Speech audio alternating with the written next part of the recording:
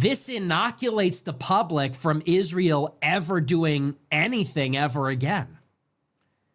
Hey everybody, it's Peter Wiggin. Welcome back to another video. I've been uploading a bit more this week, haven't I? I hope you've been enjoying. If you haven't, let me know what you don't like so I can fix it. I want to be your friend. Subscribe for more videos. Leave a like if you want to as well. Anyway, today we have Nick Fuentes. He's getting in trouble.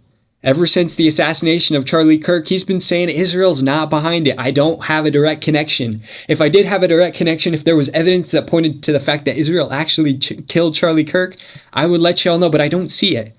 Now, some other people have been saying, oh, you have George Zinn, a Jewish man who hopped up right after Charlie Kirk was killed and started yelling, shoot me now, shoot me now. And you have some other connections involving Bill Ackman and people that he has been involved with, leading back all the way to Jeffrey Epstein, if you would believe it. Now, I don't personally think that Israel was behind this assassination, but nevertheless, a large portion of the alt-right of Nicholas J. Fuentes' fan base thinks that is the case, and they've been arguing with him against that. And you know, debate's great, but what happens in this video is Nick Fuentes' response to these allegations. Let's get into the video. Enough of my talk. Does it not show how far the conversation has gone? In some ways, you can't even be mad. Like, I can't even be too mad about it because the year is 2025 and the mass awakening is so fast, so intense. The rate of growth is so exponential. They blew right past me. The masses blew right past me. Such that in 2025, Nick Fuentes is being called an Israel shill. That's how anti-Semitic America has become. Or maybe Twitter. And maybe some section of America. So in some ways, I'm almost like proud. You know, they'll be like, all the real anti-Semites will be locking me up with Ben Shapiro. They're saying like, you don't want to nuke Israel unironically. Get in the cell. Get in the cell, Jew lover. And, you know, I'll be being forced into a cell with Ben Shapiro and I'll be crying like a tear of joy. Like, I'm very proud of you guys. I'm very proud. This used to be such a lonely part of the internet. I was kind of like all the way over here. I felt crazy. I was like, guys, Ben Shapiro's a Jewish spy. People are like, yeah, but he says really good stuff about everything else. And I'm like, how could you support him? Charlie Kirk's a Zionist spy. How could you support this? And now we're in 2025 and people are like, Charlie Kirk said, show them no mercy. For Charlie Kirk, nuke Israel. Fuentes, get in the cell. It's like, I'm very proud of you guys. We finally made it. And maybe I didn't make it, but my ideas did. You did well, everybody. You did well. No, but I'm kidding. These are just jokes, guys. We're just having fun. But I did have that thought because it's like, we are now at the point, it's actually maybe a healthy corrective that something happens and everyone blames Israel. That might be a good antibody response because this inoculates the public from Israel ever doing anything ever again. It almost makes it so that Israel has to protect us. Because if something horrible happens in America, they will be blamed for it automatically. Anti-Semitism will increase, and eventually another Hitler will emerge.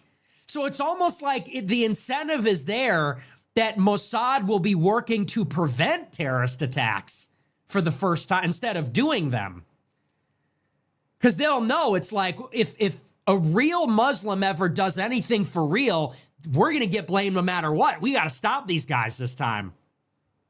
It's like the next 9/11, America's going to war against Israel. Like 9/11-1 happens, everyone blames Iraq. 9/11-2 happens, everyone just blames Israel. We're invading Israel. So they're like, it's weird how things have flipped like that. It's totally inverted. So anyway, no, I'm just kidding though. We're just joking around, but. So first off, I wanted to address the rhetorical elephant in the room. Nick Fuentes is a rhetorical genius. He's an oratory genius, and I'm not just glazing him right here. I'll explain why. And there's a reason he's gotten to the point where he is 170,000 people watched him live after the death of Charlie Kirk to give a eulogy because everyone knew he would have the right things to say. That's the only reason why. And he's been consistently in that space, in that oratory space, since as long as I can remember. It's not just me saying that, the numbers speak for themselves. I wish he wasn't such a good orator because I get self-conscious when I listen to him speak. Anyway, what he did right here is he reframed the entire situation. Over the course of the past 2 weeks, he was getting nervous a bit. You could tell he was getting a bit defensive against his audience. He was railing against them. He was roasting him, saying, we don't have this direct evidence pointing Charlie Kirk's killer to Israel. We don't have it. If we did, I'd let you know, but we don't. And you know, that might have been good to get some reasonable, rational people back on his side. But at this point, he's taking a different stance. He's like, okay, these people aren't budging. What I'm going to do is I'm going to reframe the entire situation. Instead of being an us against them, where it's him against his audience, or him and his small group of followers that agrees with him against his broader audience, against the broader alt-right, anti-Semitic right, he starts to give it a little aspect of humor, saying, hey, I'm actually on your side, guys. We're on the same side this whole time. And he skillfully uses humor to do just that. You're going to throw me in a prison with Ben Shapiro, but I'll have a tear running down my face, knowing that, hey, you eclipsed me. You eventually came through. The American public came through. I'm talking to normie friends. This is just an aside, but I've been talking to normie friends recently that knew nothing about politics that are making jokes about Israel. I never expected this to happen. Anyway, back to the actual substance of the video. Nick Fuentes says if anything happens in America now, Israel will be blamed. Anti-Semitism will increase and another Hitler will emerge. Now, I don't know about that last part. I think he may be the individual emerging from the ashes like a phoenix, but his point is correct.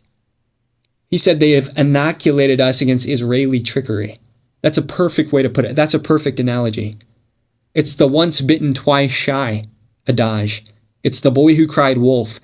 There have been so many things that Israel has done to the American public, to American politicians over the course of the past 60 years that is, at this point, it's undeniable that a large portion of the American public is going to immediately pivot to the idea that Israel was behind whatever happened. From the assassination of JFK to stealing nuclear secrets to 9/11 to who knows exactly what happened in the COVID pandemic, really. But now what's going on with Israel and Gaza, and then consistently just a couple weeks ago, there were 250 members of the Republican House of Representatives and the Democrat House of Representatives alike, a bipartisan commission of people that were in Israel, 250 of our members of Congress at the same time. Can you believe that? Does that sound like it's America first?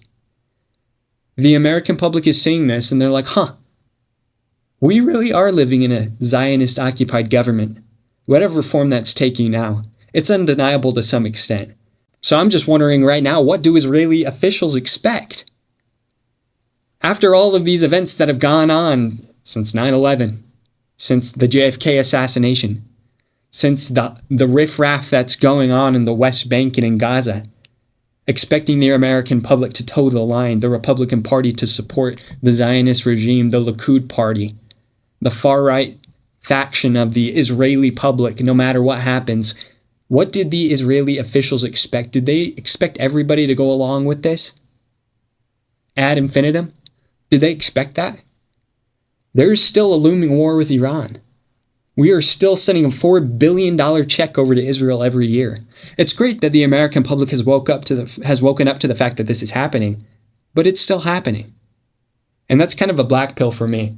To wrap this up, I'm honestly getting nervous. I don't want to get too black-pilled or cynical, but what we're working with here are genius propagandists. You got to give the devil his due. This is how they established their nation in the first place. If you know anything about the history of Israel, if you know anything about the history of Israel starting from the Balfour Declaration or even before, just about the Jewish diaspora. If you don't, I would definitely recommend listening to Daryl Cooper's Fear and Loathing in the New Jerusalem. It's one of the best comprehensive reviews and historical commentaries that I've ever heard. I definitely read The Israel Lobby by John Mearsheimer. But what you will see as you read through that book and as you listen to that podcast by Daryl Cooper is that propaganda is the beating heart of the Zionist movement. That's how they established their nation in the first place. They have an iron grip over the public until it seems they don't now. So what's next? What's their next pivot? What's their next step? They're losing control. It's slipping through their fingers like sand. Like an hourglass, time seems to be running out for them. Again, we're still giving them money. We're still giving them support. It doesn't seem like that's going to change anytime soon. But what's going to happen next? And that kind of gets me nervous. Let me know what you think in the comments. This has been Peter Wiggin. If you enjoyed my analysis, please subscribe, leave a like, and, share this video with other people. Who doesn't want to hear Nick Fuentes? Let's get this message out. If I add a lot of commentary, these clips are allowed on YouTube. And so sorry, I've been ranting a bit, but I got to add a little buffer zone, and it tricks the YouTube algorithm so I can keep these videos up. So anyway, have a good weekend. It's Friday night or maybe Saturday morning by the time I upload this. I don't know. I might get busy. Have a good one. We'll see you in the next one.